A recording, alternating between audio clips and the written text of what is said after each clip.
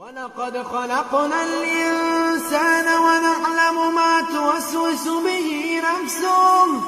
ونحن أقرب إليه من حبل الوريد إذ يتلقى المتلقيان عن اليمين وعن الشمال قعيد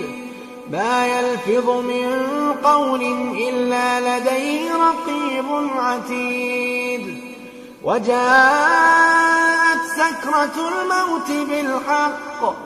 وجاءت سكرة الموت بالحق ذلك ما كنت منه تحيد ونفخ في الصور ذلك يوم الوعيد وجاءت كل نفس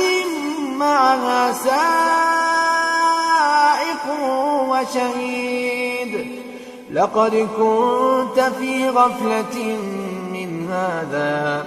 فكشفنا عنك غطاءك